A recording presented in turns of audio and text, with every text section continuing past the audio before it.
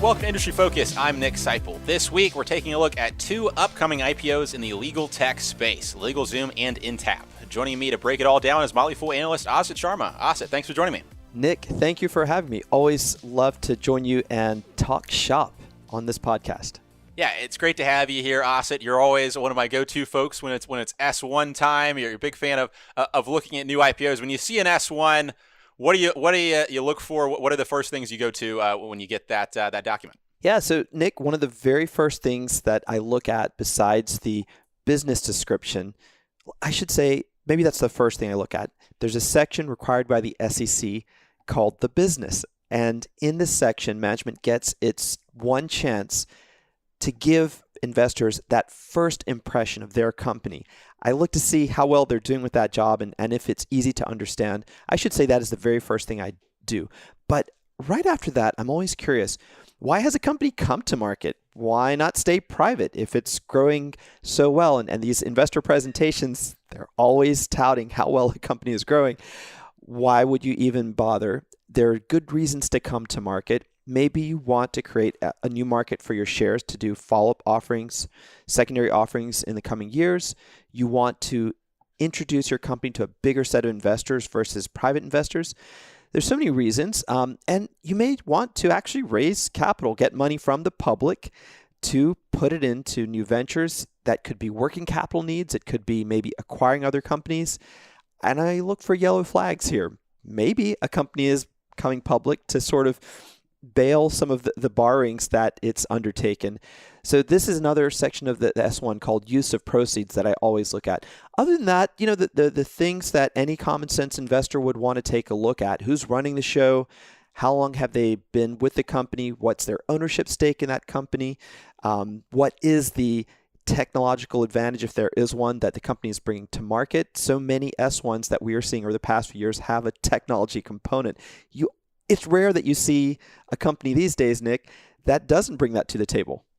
Yeah, I think the idea of technology companies and everything else, that dichotomy is very much dropping away. If you're a company that doesn't have tech integrated in your system, you're probably losing ground to the competition. But maybe that tees things up when we talk about technology moving into some of these spaces. That LegalZoom is a company that's been part of that. So they just last week filed their S1 paperwork to go public on the NASDAQ with the proposed ticker LZ. Still some blanks on that S1 to be filled in, but we do have some basics about the company. They describe themselves as a leading online platform for legal and compliance solutions in the United States. I think if you've listened to a podcast in the past 5 years, you've probably heard of LegalZoom. Asit, looking at this filing off the top, what jumped out to you? So first of all, I was not surprised that the company was founded in 2000. Investors included Robert Shapiro. They've been around for a while. So Robert Shapiro is a pretty well-known attorney.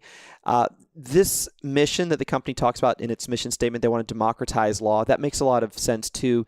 If you have listened to one of these commercials, what this company offers is essentially a do-it-yourself type of legal document, which state by state passes enough muster that they don't cross the line in giving legal advice to provoke the ire, I think, of governing legal associations, bar associations. And they do it pretty well. They have really evolved into a subscription platform. So they are a software as a service company. That was the first thing that jumped out at me is, okay, even though I understand what this company does, you can go online and create a will for yourself without the help of an attorney in many states. What I really get out of this is not a lot different than SaaS, software as a service business models that we look at, every week that are coming out. So I want to read from something that you clipped in our notes to this, Nick. Our platform helps new businesses form. Once a small business is formed, we offer subscription services to protect the business, its ideas, and the families that create them. So right here, what you're seeing in this nugget is the origination of each sector of its eventual markets. Protect the business, we all get that. Its ideas, that's intellectual property, the families that create them. So there's another vertical set of services that are aimed at the people who are creating that business. if you take this concept, you can see how the company has a very tremendous market, which we'll talk about. Now, how much of this market is really truly accessible? I'm going to lean on your advice. But Nick, as someone with a legal background, what do you think about the way this company is structured and the way it offers its services? Well, so one of the things that really jumped out to me is just how meaningful their brand is and how strong a brand they have in the space. So some of the figures that they cite in the S1, 10% of new LLC filings in the U.S. in 2020 handled by LegalZoom, 5% of new corporate formations, super meaningful. 2/3 of the small businesses that have formed through LegalZoom in 2020 had not begun operations when they did business with them. Also, 60% of customers who form a business with LegalZoom also attach some of these other subscription models, whether it's for trademark issues or estate plans or taxes or anything like that. So their approach makes sense to me in the sense that, all right, when you're starting a business, you want to protect liability, set up your LLC, kind of wall off your business from your business assets from your personal assets, because businesses are risky things. So attaching with customers at that point makes some sense, and also offers an opportunity to attach some of these other revenue models on, whether that's trademark filings or the like. One thing that I do think is challenging for LegalZoom or makes the environment something complicated to navigate is you mentioned earlier, the practice of law across the U.S. is regulated state by state by bar associations, and one of there's a couple limitations there. So one is if you're not a licensed attorney, you can't practice law, right? So what that really means is you can provide forms, you can provide basic educational information around, these are the considerations you should think about when forming your business or taking on trademark protection or what have you. But you can't offer personalized advice, just like how we can't offer personalized financial advice, can't offer personalized legal advice. Say, hey, for your particular business, this is what you need to do for your trademark. So it really limits the services that LegalZoom is able to offer and exposes them to some risk. So throughout its history, there have been various times where folks from bar associations have gone after LegalZoom, accusing them from unauthorized practice of law, offering too much custom advice, and they say in their filings that, quote, we anticipate that we will continue to be a target for such lawsuits in the future. So there's this kind of a tension here where I think on the customer side, there's a lot of attraction to a flat fee model for forming your business, a lot of attraction to something that I can access simply through the internet. But on the side of the legal field, there's a lot of resistance to LegalZoom building out its offerings. They have built out a network of independent attorneys across the country and tax advisors they can refer folks out to. But again, you're in this kind of a gray area when it comes to what you're allowed to do practicing law. And because of those regulations, actually illustrates why there's so little online services. So from the S1, it says, according to an ABA, so American Bar Association survey, 8% of legal services in the United States conducted online in 2020. This is when everything's locked down, right? Compared to 70% in the financial services industry, 30 to 45% in healthcare services. Another survey from the American Bar Association, 40% of solo attorneys don't even have a website.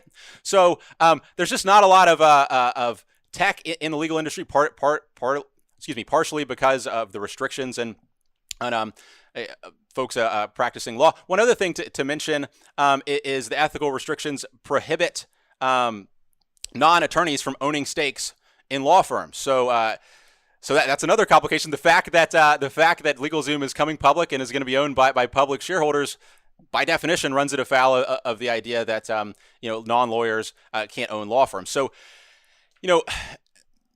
all that to say, I think the brand that LegalZoom has is incredibly strong in this space. And I think to the extent regulations relax in the future, which I think they're likely to, given the pressure from customers, LegalZoom's in a really strong position to take advantage of the move of legal services to more online. The example that comes to mind for me is, if you remember DraftKings a few years ago, when they were on a little bit of a legal edge when it comes to DFS. Actually, their merger with FanDuel kind of got scuttled because of some legal issues. But then whenever the Supreme Court removed restrictions on sports betting, they had such a powerful brand, and the market opened up so much that they really thrived in a really significant way. I think when I look at LegalZoom, that's where I really see lots of potential, is to the extent that restrictions are lifted on practice of law, and they can really go after more of the providing direct legal services to folks. That's where things get really interesting, and this company becomes a rule breaker. For right now, I think they're super strong brand in the space, offering what they're doing, but it's hard for me to see where they're going to launch out to hypergrowth. Yeah, and I can see this company being a strong grower for years to come, maybe not hypergrowth. One of the things that's interesting is that this economy over the last, I would say, 40 to 50 years has turned from manufacturing-based economy to a consumption-based economy. And then in the last 5 years, of course, we've become more of, I think, a technology-based consumption economy. And over the last year, we have seen an acceleration in the potential for the gig economy portion of total gross domestic product. So all of the people who were uprooted during the pandemic in terms of losing jobs or maybe searching out different careers, and the people who maintained their jobs remotely but now don't want to go back to a physical environment and are thinking of maybe expanding a side hustle they picked up during the pandemic. These are all trends that are accelerating the entrepreneurial aspect of our current economy, the state of our current economy. And what this means for LegalZoom is that if they never get that opening up of regulation, they still have a market that's going to grow at a decent rate, compound annual growth rate, for the foreseeable future. And we should talk here about the market opportunity that management sees, although I'd love Nick's opinion picking this apart a little bit. They say that their total addressable market, and this is serviceable addressable market, or SAM. You're used to hearing total addressable market, or TAM, for non-service business. It's basically the same thing. It's about $48 billion. Out of that, they see that $18.3 billion exists in services that small businesses use at the time of business formation. And this is important when I look at this company, because I do see a trend of people deciding they don't want to work in the office anymore. We've already seen corporations, especially middle market corporations and large corporations, Nick, become more and more comfortable with having fewer employees and more contractors. Well, if you are a contractor of a big company, let me take IBM just off the top of my head, versus being an employee, you're running your own business. And at some point in time, if you're making enough, or if you add on another company, let's say your work with IBM decreases, then you are really in a position of a different, let's call it a different tax situation versus being an employee. And what that means is that you need to think through perhaps incorporating as a single member LLC, maybe remaining as a sole proprietor and having a Schedule C on your tax return. But what does this also imply? It implies that you're going to become more knowledgeable and start thinking about what you do with those returns each year and how that affects your legal implication, how it affects any trust implications once you start thinking as a business owner and then thinking about preserving your assets. I see this trend going on for a long, long time. Now, to continue on this market opportunity, they also see $21.5 billion in services that small businesses use later in their lifetime. So as you grow, you begin to need additional legal services, just as you need additional tax services. And I should say, Nick, this reminds me of a company that is really, really good at providing a similar level of service in the small business world, not the legal portion of it, but bookkeeping, payroll, taxes, etc. And that's Intuit, the owner of TurboTax, and a lot of personal finance, smaller companies under their umbrella. They're very good at pulling people in. Let's say you are a sole proprietor or you've incorporated as a business. They help you do your tax return. If you have a more complex need, they have a network of CPAs and other types of accountants and bookkeepers that can help you so that they don't lose you as a customer. And that's what LegalZoom also has a talent for. They have, as you mentioned, Nick, a network of attorneys. So when you cross that line between just filling out a legal form and needing true legal advice, they can provide that and keep you within that umbrella. Lastly, they see $8.8 billion in consumer estate planning services. And this is what I was referring to earlier. As you build wealth as an entrepreneur, you start thinking ahead. How am I going to pass this money on to my heirs? When you start seeing the end of that cycle of opportunity, and maybe you decide to retire and move on. This is a natural evolution from a person who sees themselves as a small business owner or an entrepreneur. They follow you through the whole growth cycle, and they have a service point at each part of that cycle. So yeah, they may not ever reach hyper growth if the regulations don't change, but I could see them being a steady company that, let's say, has double-digit revenue growth over the next several years, and could be a persuasive buy if you like these software as a service business models, which I'm a fan of that capital light type of business model. Yeah.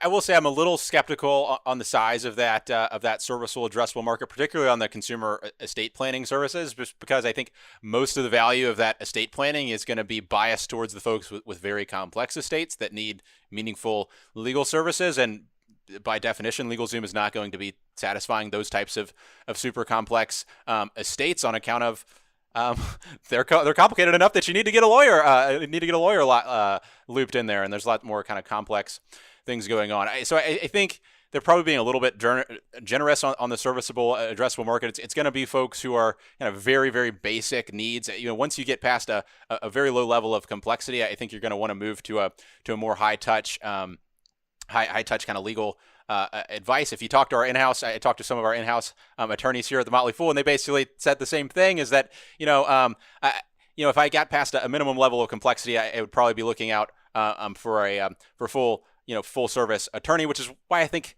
to the extent we can remove that barrier to offering full services, when things get really, really interesting. But when we look at the business today, Asit, and we look at the financials, why they're raising the money, as you mentioned off the top of the show, what jumped out to you in the financial numbers reported by LegalZoom? Yeah, there's one thing that is so big that you almost have to focus on it first, and that is that the company has a lot of long-term debt for the size of their balance sheet. So if you look at total assets on the books, that's about $200 million.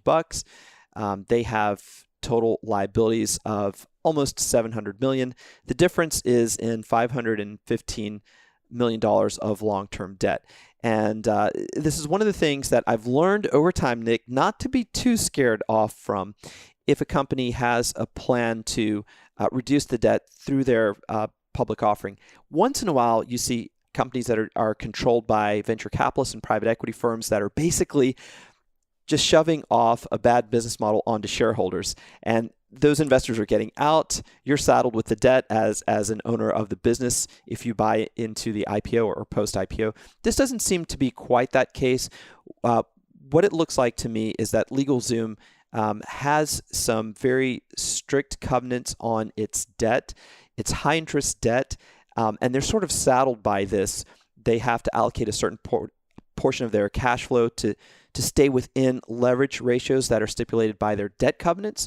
So if they can raise some capital to refinance a little bit of that, this should help appreciably with their bottom line. And in fact, it's the debt service or the interest component of that debt service which is keeping this company really from being profitable, because on an operating basis, they're pretty decent. In 2019, the company had revenue of about $408 million, and they had operating income of $46 million. And in 2020, the company generated $470 million in revenue and had about $49 million in operating income.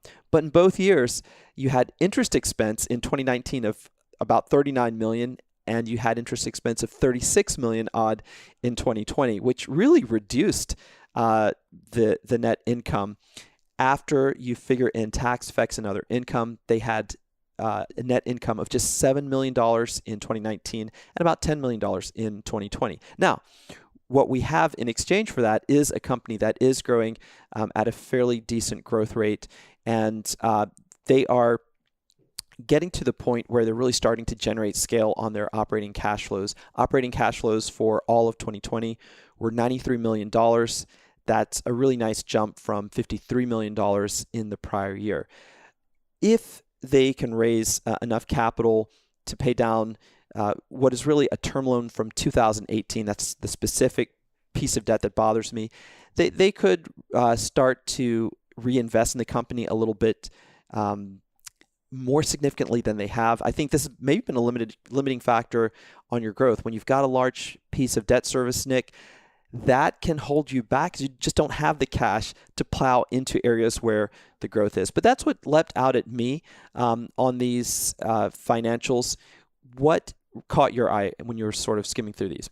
Yeah, I think those were some main things. Also, the executive comp is pretty high. So the CEO, CTO, and CFO each received in excess of $4 million in compensation the last year, which is a lot. There were a handful of material weaknesses in accounting about not maintaining effective controls. That's always something you want to kind of control F for in these documents to see what's going on. Sometimes you'll see these pop up in companies going from private to public, but always something to watch. I think so. And to your point, Asit, of to the extent that interest expense is detracting from marketing that they can put forward, this really seems to me to be kind of a lifetime value to customer acquisition business, right? You want to acquire customers for as low as you can and then keep them around and attach these other services. And so the main driver for a business like this, and as we mentioned off the top, you probably heard about them on a podcast, is things like advertising. So, to the extent interest expense is taking away from the ability to push more on advertising to grow the business,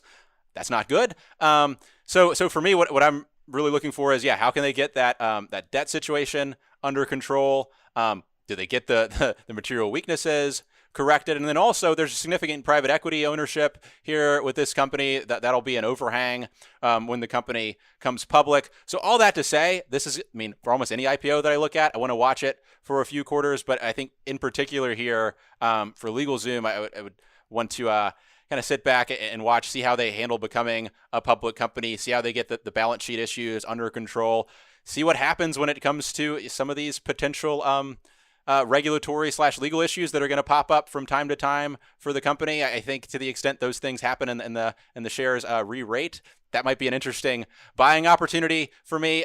But I think this is one where I really like the brand. I think there is a strong trend towards folks wanting to do more of their kind of legal work themselves, particularly on the low end and the attractiveness of a flat fee. But execution is no easy task, I think, in this space. I agree, and I think we should mention this before we move on to our next ticker. I think we both forgot to just give the numbers here. The revenue growth rate is solid double digits. So in the last year, revenue increased about 15% over 2019. And in the first quarter, or actually this is the most recent quarter report, I'm not sure if this is the fiscal first quarter, they had revenue growth of 27% year over year. Now, we need to understand that LegalZoom, like a lot of other companies, got a COVID boost. There were a lot of businesses that were formed as people were stuck at home. So you're going to see that growth rate normalize. But here what we've got is a company that maybe is growing normalized in the mid-teens. And it has a lot to like. But as Nick mentioned at the beginning of the podcast, we're at the fill-in-the-blank stage on the S1 statement. So we're going to see exactly what the ownership percentages are for management. We're going to see how much these private investors own of the company. Lots of other details to come. Even not having seen those, Nick, I am sort of landing where you are, that this isn't one that I am itching to buy right after it goes public, but I'll certainly keep it on the watch list. It's a good market, and if we see some regulatory movement that allows them to play a little bit more of a hands-on role with what they offer to their customer base, sure, it could be, as you say, a company that moves from solid mid-teens growth to sort of hyper growth, and that would make it a lot more interesting. Yeah. Last thought, I always like using David Gardner's rule breaker framework as a big part of kind of the Motley Fool approach. I think pretty healthily checks off the top dog and first mover, number one, and I think it, you could argue has a strong spot and strong consumer appeal. Number 5, I think I do have some questions about how sustainable is the advantage as more and more tech moves into the space. And the management comp, I want to see them show me a little bit when it comes to that. But so moving on from LegalZoom, which is kind of one sector of this legal tech market, let's move on to Intapp, which also dropped its S1 filing last week, proposing to go public on the NASDAQ with ticker INTA. This company has also been in business for 20 years, similar to LegalZoom, but playing in a different space than LegalZoom. Yeah, so their mission is to, and I'm quoting, enable professional and financial services firms to better connect their people, processes, and data through AI-powered software solutions. So think about big law firms, big accounting firms, big consulting firms. How do you manage relationships with your customers?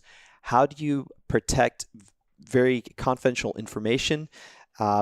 Things like this are enhanced by artificial intelligence. How do you work with document interchange between yourself and your clients? And we'll talk about how this works in a legal setting and also in maybe professional services and consulting as we go along.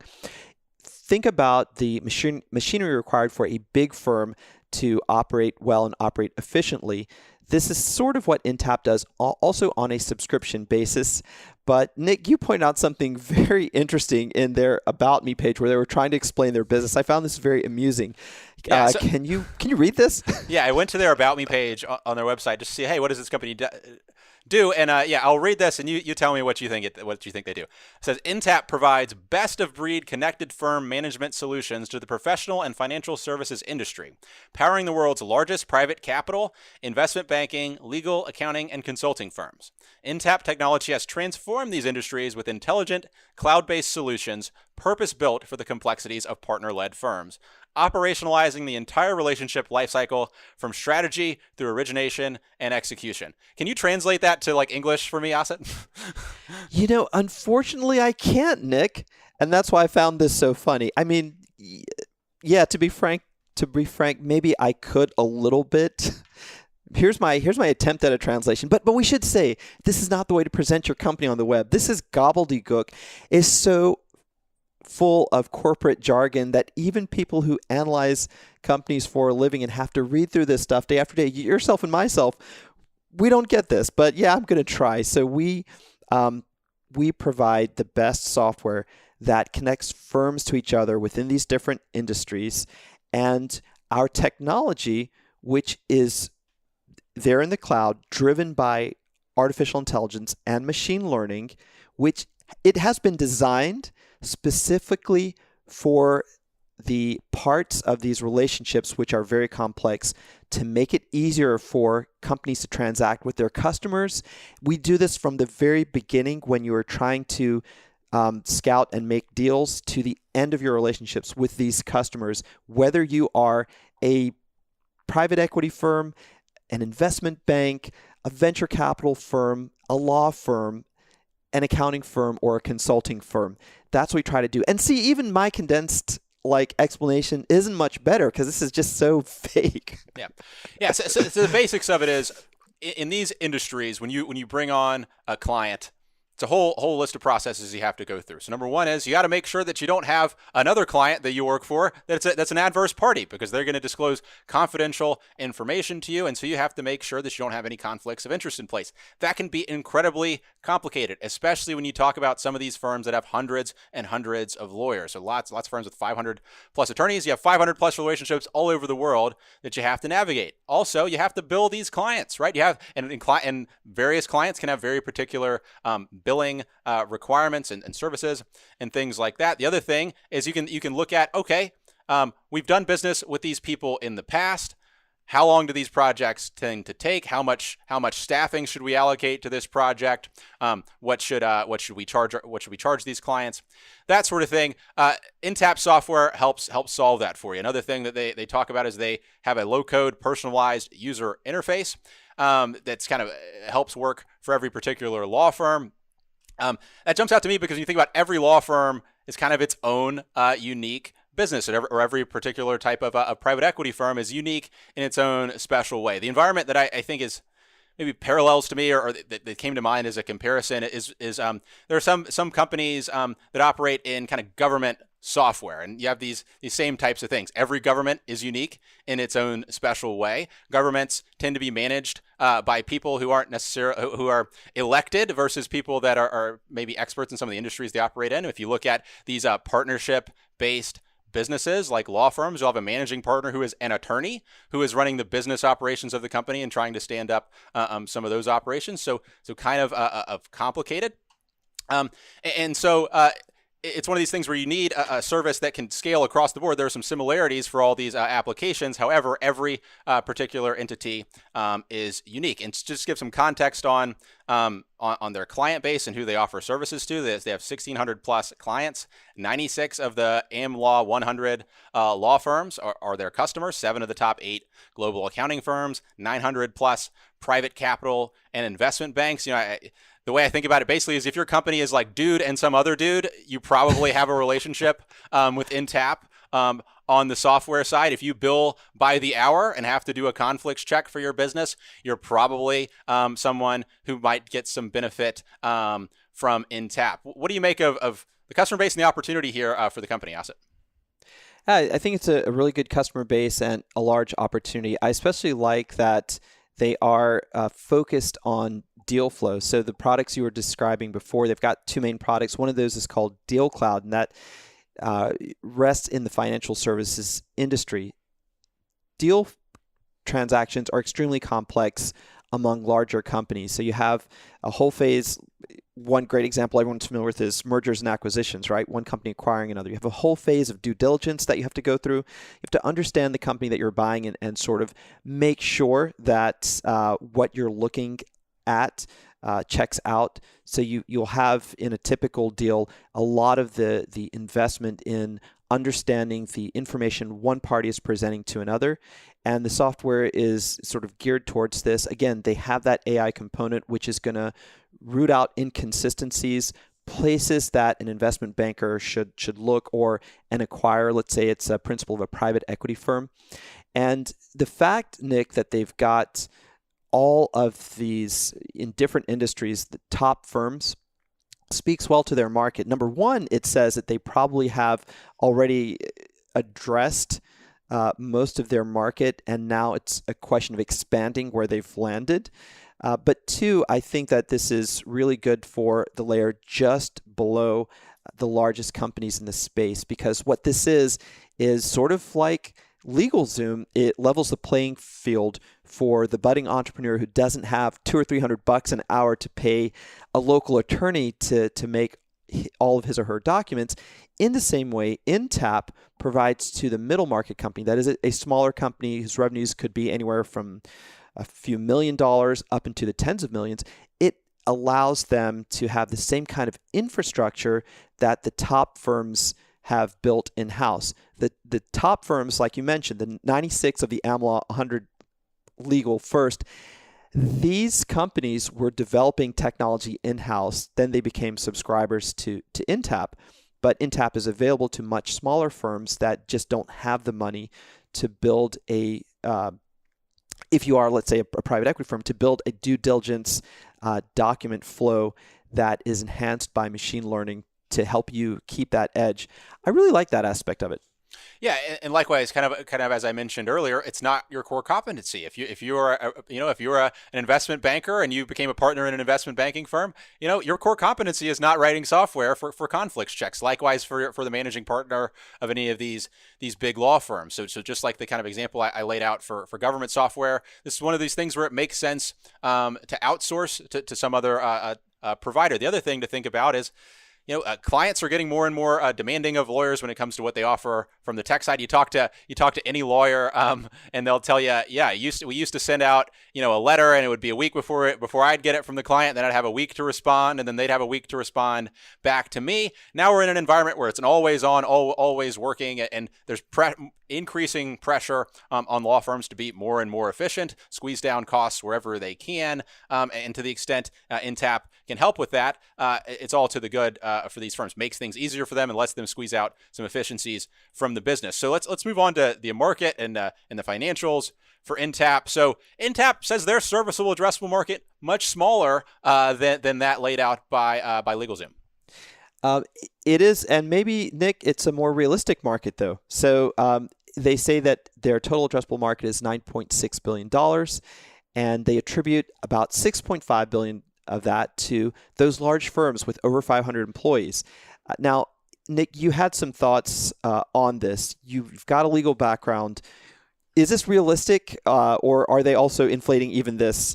As you point out, LegalZoom might be stretching to say that they've got that $8 billion opportunity just in estates and trusts. So yeah, Asit, what do you make of, as Intapp establishes these relationships with customers or with individual practice groups, and then is able to cross sell to other parts of the business? What do you make of the potential there for Intapp to grow its market and deepen its relationship with customers moving forward? I actually like this opportunity, and I would suggest that those of you who might be scared off by the idea that their market addressable market is maybe around $6 billion, take another look. There is something funny that happens in valuation of small companies that are growing at a double-digit type of growth rate. At some point, the market starts to focus on how much annualized recurring revenue you have and what those numbers could look like. How stable it is another big thing that plays into public company valuations. Nick, you had pointed out in our notes that those 100 largest clients represent opportunities in excess of $1 billion in annualized recurring revenue per year. So even if they just tap what they have with these 100 largest clients, that is something that will be very beneficial for the future cash flows of the company. And it is certainly something that will help the valuation of the stock as it trades public, of course, in the near future. Looking ahead several years into the future, I think that this is something to pay attention to. I've seen this repeat over and over again. Again, name some big companies like Salesforce.com or ServiceNow, whose growth rates slow a bit. Autodesk is another example of this phenomenon. Even so, as that annualized recurring revenue pile gets bigger and bigger, investors like nothing better than to sleep on those cash flows. So the stock has a chance to expand on that. So this relatively smaller market opportunity doesn't bother me as much, simply because they're into so many marquee clients among these really well-heeled industries. If you think about financial services, also the legal profession, the accounting profession, it's sort of a sweet spot to be in. And we just don't see many companies that play in this space that we have a chance to invest in. Right. So you mentioned that opportunity, they call it in the S1, that listen, if just our top 100 clients took our service, took it across the board, and put it for all their employees, we would have $1 billion in annual recurring revenue. Well, let's compare that to what they've got in annual recurring revenue right now. Asit, so we had $201 million in trailing 12-month revenue from March 31st. 89% of that is recurring. So, you're looking at the $170 million range of recurring revenue. They see, a look-through opportunity to get up to $1 billion if customers continue adoption. Seems pretty good, right? It does. Now, if only the rest of the picture would catch up, which I think it will. But yeah, to me, this is a really nice part of their total revenue, and I love the fact that that piece is growing at 32% year over year. Now, the rest of the story is that they're running at a loss. We'll take the 9 months ended March 31st from the S1 that they filed. Total revenues of $154 million for those 9 months, but they had a net loss of about $31 million off of that. And that is because for now, even though the company has a pretty decent gross margin, they are pouring a lot into sales and marketing. And the cost of the services is undercut a little bit by the need to provide support revenue for their professional services. And that runs at a loss. If you think about it, this is like a customer service investment, which will help as they teach people in these larger companies about the software and its capabilities. They take we call this a consulting loss in the software as a service business. And that's one of the things that's dragging down the bottom line. Gross margins could probably be fatter, but they're taking an investment now in order to provide more opportunities to expand within these clients in the future. So What they need now, I think, Nick, is some ability to scale and get some operating leverage out of this picture. Yeah, absolutely. Attaching these other services, building, they've invested to build the relationship. Another thing is the cost of recurring revenue grew faster than the recurring revenue itself during 2020. Hopefully that these are investments to kind of deepen customer relationships and position the company to make those attachments of adjacent revenue streams and build up to that $1 billion number they're telling us about in the S1 negative operating cash flow. So we're still waiting to see that this turnaround. But with this land and expand model, we see this a lot with SaaS companies. It doesn't mean that things aren't going to work out in the future, but it does mean that there is more execution ahead to get there. It is reassuring to me that that two of the founders are still at the company as the SVP of Technology and Chief Product Officer. These are the folks leading product investments. But like we mentioned with LegalZoom, there's also a big private equity ownership here as well that we don't have all the answers on what's going to happen with them and what their positioning is. That's true, and I know for a lot of people that can be a deal maker when you see private equity ownership stick around after a company goes public. So right now there are two big private equity companies, Anderson Investment and Great Hill Partners, that are big funders of the company. They'll be around for a while. Of course, there'll be a little bit of a lockup period after the IPO, and you'll be able to track if they decide to sell some more shares after that. But I think with two co-founders, this is a company that's been around for 20 years, as you mentioned, Nick, that are still very much involved, especially on the product side.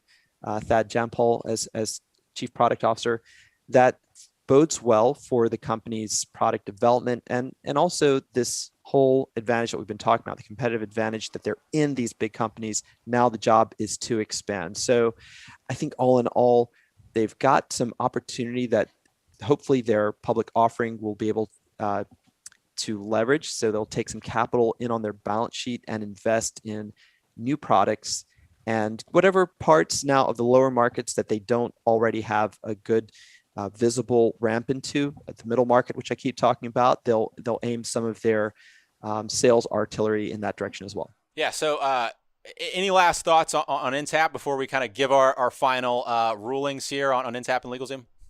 Let's give our final rulings. All right, Asit. Well, as between these two, which do you like better and why?